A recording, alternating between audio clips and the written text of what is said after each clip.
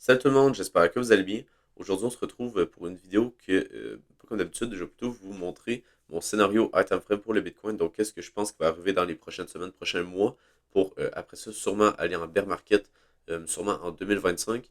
Donc, en gros, je vais vous montrer mon scénario qui va être principalement en vague d'Elliott. Donc, premièrement, je voulais juste vous montrer un petit peu, je suis pas très très bon en vague d'Elliott, mais juste rapidement, là, la théorie, c'est que en gros, dans un mouvement impulsif, donc un mouvement qui est haussier, on a habituellement 5 vagues. Donc, une, 2, 3, 4 et 5. Et souvent, la troisième vague ici va être la plus impulsive. Donc, ça va être celle-là que, par exemple, on va voir quelque chose comme ça ici. Pour ça, la troisième va être très impulsive. 4, 5. Et là, après ça, on a notre retracement de notre tendance haussière. Donc, après ça, c'est juste dans la fractalité. Donc, par exemple, ici, c'est un mouvement weekly. Après ça, ça se peut que ici, par exemple, sur le Bitcoin, on ait un moins 70% qui ferait après ça une correction en 3 vagues. Donc, en gros, on a des impulsions en 5 vagues et après ça, des corrections en 3 vagues qu'on peut voir juste là pour après ça avoir impulsion 5 vagues et correction 3 vagues. Donc, en gros, c'est un petit peu ça. Donc, par exemple, ici, on aurait pu mettre 1, 2, 3, 4 et 5. Et après ça, correction en 1, 2 et 3 comme ça. Donc, ça va être vraiment ça qu'on va regarder aujourd'hui. Puis ça va être vraiment avec cette théorie-là qu'on va regarder le marché. Donc, qu'est-ce que je voulais vous montrer, c'est que, premièrement, tous les scénarios que je vais vous montrer, ils seraient valides jusqu'à temps qu'on revienne chercher en dessous de ce plus bas-là. Donc ici, là, en gros, je voulais vous montrer qu'on a sûrement une vague qui va arriver prochainement qui pourrait venir chercher les 100 000 $.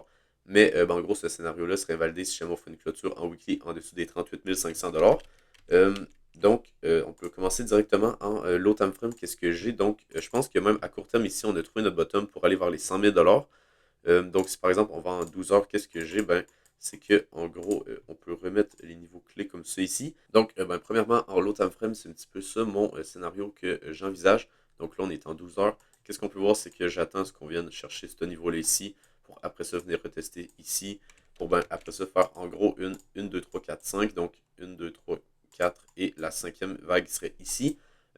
Donc, ça serait vraiment ça que je m'attends sur le Bitcoin durant les prochaines semaines. Donc, avoir un mouvement aussi là, qui irait vers la cinquième vague juste là, donc vers les 100 000 $. Mais bon, ça c'est vraiment en low time frame, mais je vais vous montrer pourquoi c'est pertinent quand on va regarder le high time frame. Donc, justement, je pense que c'est celle-là ici. Donc, qu'est-ce qu'on peut voir? C'est que, en gros, si on regarde en high time frame, qu'est-ce qu'on a? C'est qu'on a fait, pour moi, 4 vagues en ce moment, puis il en manque une à venir chercher. Donc, qu'est-ce qu'on peut voir ici? C'est qu'on a fait la première vague ici. Après ça, on est venu corriger en 3 vagues. Donc, une 2 3 comme que je vous montrais. On a 5 vagues, puis après ça, on corrige en 3 vagues. Donc, c'est exactement ça qu'on a fait ici. Donc là, on a première vague, deuxième vague. Après ça, la troisième vague est la plus impulsive. On l'a juste ici. Et après ça, si on va en low time frame, on a une correction en 3 vagues qu'on a faite juste là. Donc, on peut voir qu'ici, on a fait une, 2 et 3. On laisse la liquidité juste là. Donc, pour moi, c'est assez valide. Là, on pourrait très bien repartir à la hausse. Donc, après ça, si on revient en weekly, qu'est-ce qu'on peut voir, c'est qu'après la quatrième vague qu'on a juste là, moi, je m'attends à une cinquième vague qui va vers les 100 000 $. Donc, pourquoi 100 000? C'est parce qu'on a les 2,618 de Fibo du retracement qu'on a fait juste là. Donc, si on prend les Fibo de ce high-là à ce plus bas-là, on a les 2,618 aux 100 000 $. Puis, pourquoi que je vous dis les 2,618 et pas les 1,618 ou les 3? C'est que, en gros, dans le dernier bull run qu'on a fait juste là, si on prend les Fibo du retracement qu'on a fait ici, que pour moi, je considère comme la vague 4 de ce mouvement-là, puis on va en extension, on peut voir que les 2,68 sont parfaitement sur le top. Donc, ça voudrait dire que vraiment, le niveau maximum qu'on pourrait aller sur le Bitcoin, ça serait au 2,68 parce qu'on sait qu'en général, si on avance dans les cycles, moins la volatilité va être importante sur le Bitcoin. Donc, par exemple, ça se pourrait qu'en 2017, on soit venu, j'ai pas vraiment regardé, mais on aurait pu peut-être venir chercher les 3,68. Après ça, en 2021, les 2,68. Donc, ça se pourrait que même là, on vienne juste chercher les 1,68, donc un top de bull run à 85 000 $, ça ne m'étonnerait pas du tout. Mais moi, personnellement, je vais vraiment regarder pour les 100 000 $. Puis vraiment, en ce moment, tout concorde pour que on ait un top ici. Donc, je pense que vraiment, on est dans notre vague 4. Donc, habituellement, cette vague-là est beaucoup moins impulsive que par exemple la 3. Donc, on ne va pas s'attendre à un très très gros mouvement de la part du Bitcoin. Puis je pense que ça va être surtout les altcoins qui vont beaucoup bouger durant les prochaines semaines, tandis que le Bitcoin va monter tranquillement ici pour venir chercher ces niveaux-là.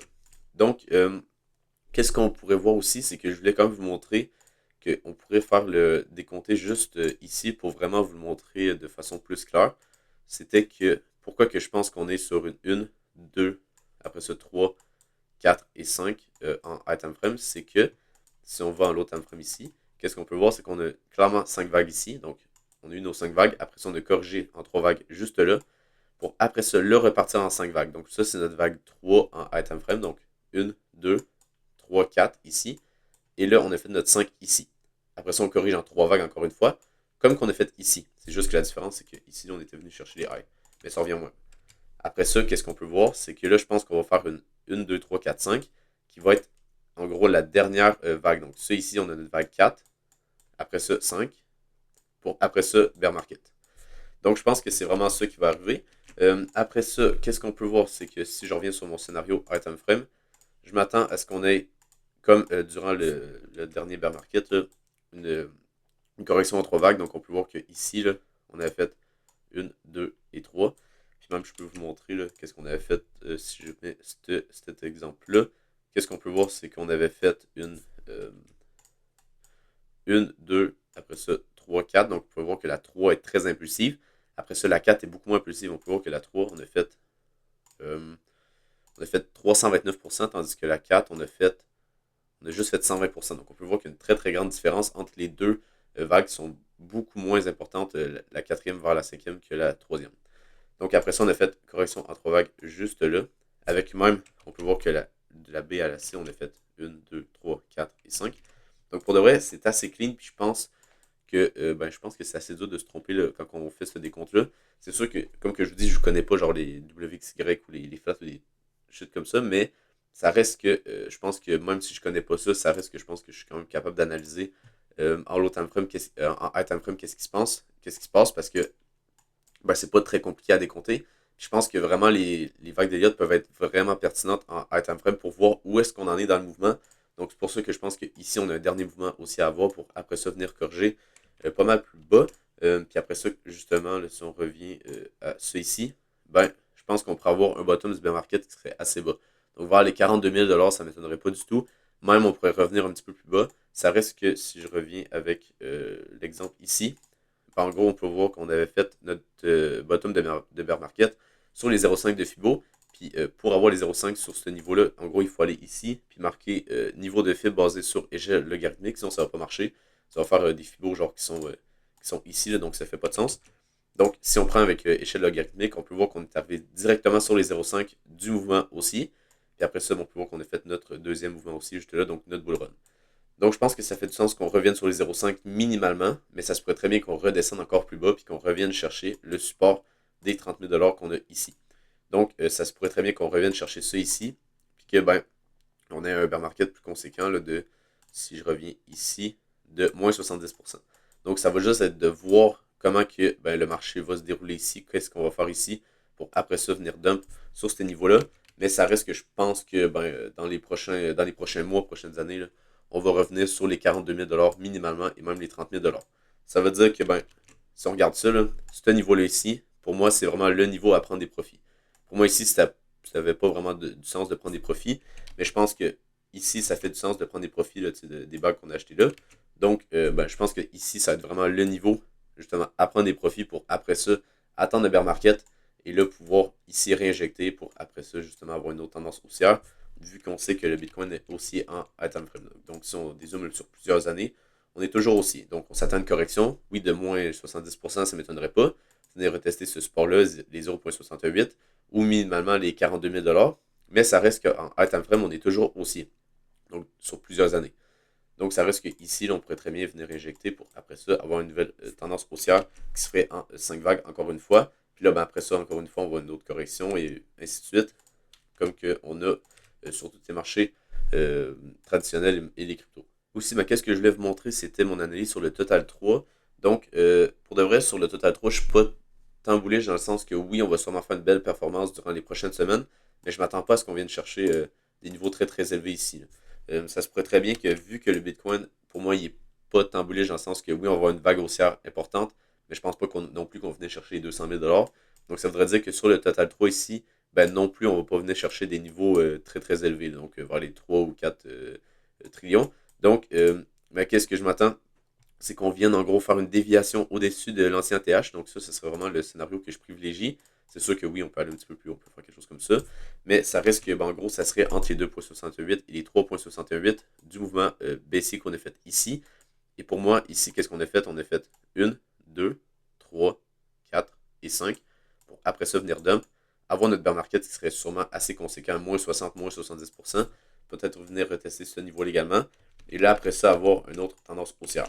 Donc, je pense que ça va faire mal à beaucoup de gens parce qu'ils vont s'attendre à ce que quand on va break ça, on va partir très très haut. Mais je pense que c'est plutôt le contraire, ça va être plutôt une déviation ici. Donc, je m'attends à ce qu'on a ici, ça soit une distribution. Donc, par exemple, quelque chose comme ça ici, attendre un peu, venir chercher la liquidité, puis là, après ça, venir dump. Donc, on aura le temps de sortir du marché.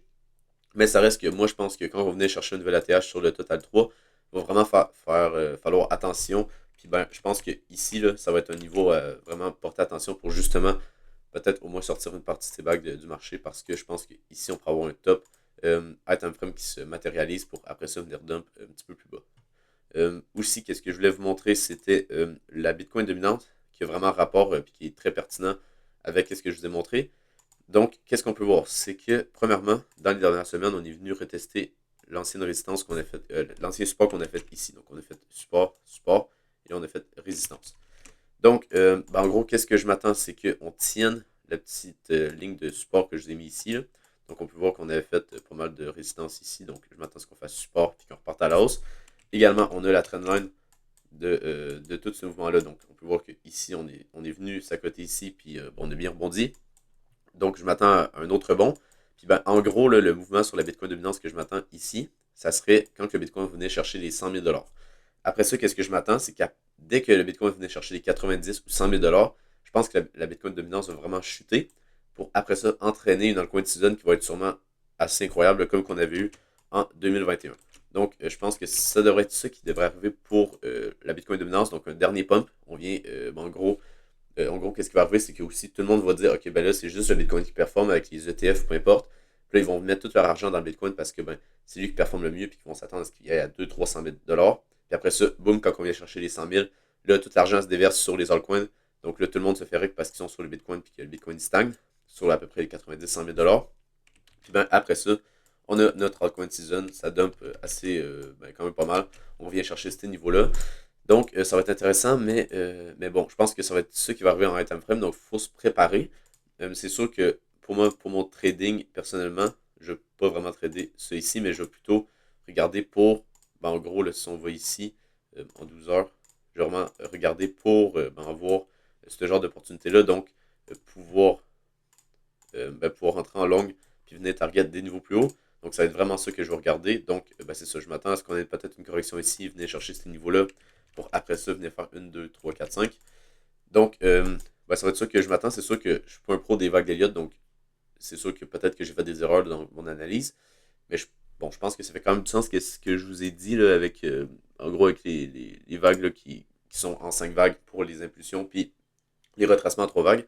Donc, ben, j'espère que vous avez aimé la vidéo. Si jamais vous avez aimé, ben, n'hésitez pas à aller vous abonner sur Twitter, juste là, également sur YouTube. Sinon, je vous souhaite une bonne journée et on se retrouve pour une prochaine vidéo. Bye!